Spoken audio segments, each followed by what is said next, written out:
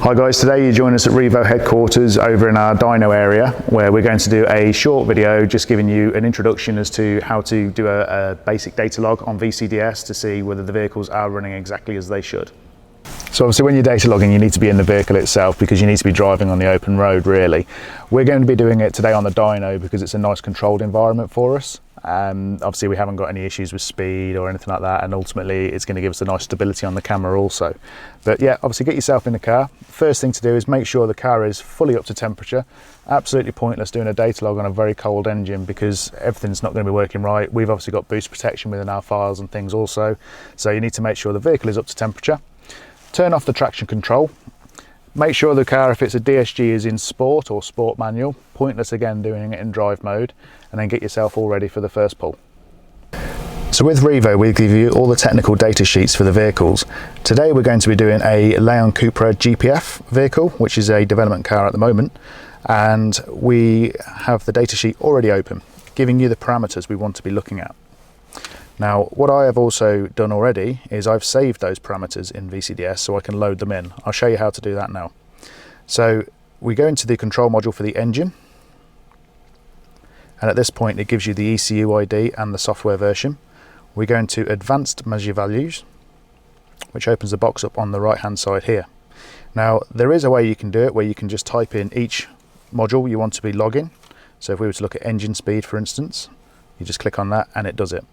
However, there's a much quicker and easier way of doing this, which is a bit of a game changer. If you click on the little icon just at the top here, I can go down to load selection from file, and then I load in the CMOS 18 ones that I've got pre-saved, and that gives me all the information there. Now if you're doing multiple data logs, it's so much easier to do it this way around because you haven't got to type it in every single time. So once you have all the information loaded in with VCDS, we can see clearly all the items that we want to be data logging. It's absolutely crucial that we get a really good sample rate on this. To do that, we go over here and we click on Group UDS. Now you can see instantly they've all started to show NA. That means it's trying to record too much information and it can't cope. So what we do then is we just click on the bit here where it says no split, and there's a section called split by 7. By doing that, it then gives us all the information and it's able to log it. It's also then crucial that we click on turbo, because again that just speeds up the sample rate and it makes sure everything is good to go. So how do you save it? To save the log, you go down to here and you click on log. This then opens this window here, giving you an area where you can save it. I normally click on browse and then save it directly to my desktop. However, I do actually have a folder within my desktop for vehicle logs, which I then save them to after. So I would save it as the vehicle we are data logging. You could do it as a registration plate, a VIN number, whatever suits you. Click on save. And then I hover the mouse over the start. That basically means once I'm ready to do the actual data log on the road, I would then just lean across and click on the start button and it's good to go. To do your data log, you need to load the vehicle up and put it under as much pressure as you can. An ideal scenario is to actually do it slightly uphill with the air conditioning on and load it up in 3rd or 4th gear. And when I say load it up, I mean from 1500 to 1800 RPM for instance, and hold your foot flat to the floor. If it's a DSG vehicle, you need to avoid hitting the kickdown switch because the last thing you want is it to drop down a couple of gears and then ruin the whole data log. So you'll get used to it. You just put your foot down, hold it just above the switch and then full throttle. By doing that, you're getting a nice clear run, which gives you so much information that you can actually look at afterwards. So this particular vehicle, although it's a demo car and it's been sat here on the dyno, in the time it's taken us to do this video, the temperature's just dropped slightly. At the moment we're showing 67 degrees. Ideally you want it to be warmer than that. 80 degrees, you know, normal operating temperature is a good one to do. It's pointless doing it when it is cold, like I said previously, because there's so much temperature protection built into it, and at the end of the day it's a customer's vehicle. We don't want to be damaging it by doing it when it's cold. So we're going to start it up, get it up to temperature, and then it'll be ready for the data log.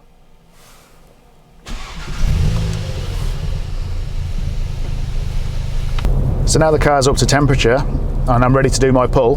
We click on start here, and as soon as you click start, it's recording all the information.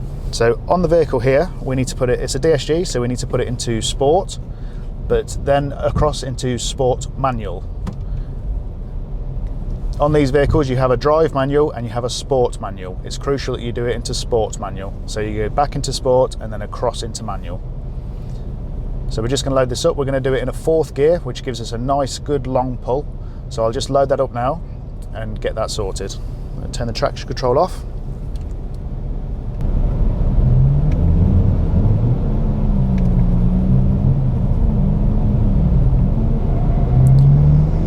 So 4th gear, foot flat to the floor. We're going to hold it all the way through to the red line.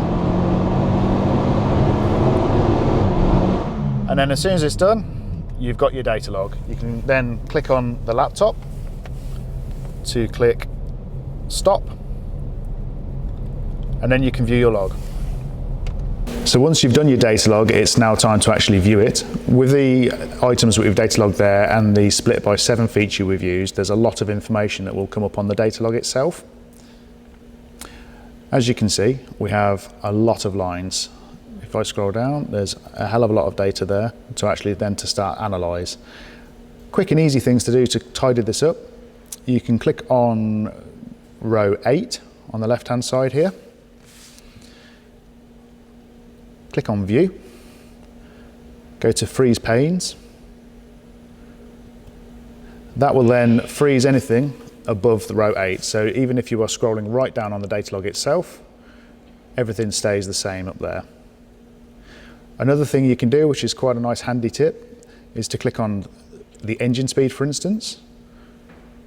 You can do home, conditional formatting, data bars, and then that will actually show you your RPM, and nice quick and easy ones. So you can see on the left hand side here, that's where the revs are actually increasing. So it's a good clear sign that's where the actual data log was done. It's then time to actually analyze the data you've got. So you can look at, on this particular vehicle, your ignition, your knock control, and you'll see the other items like your boost air pressure, the lambdas, torque, whatever you might be logging at that particular time. But that is the nice, simple, clean and easy way of doing a data log.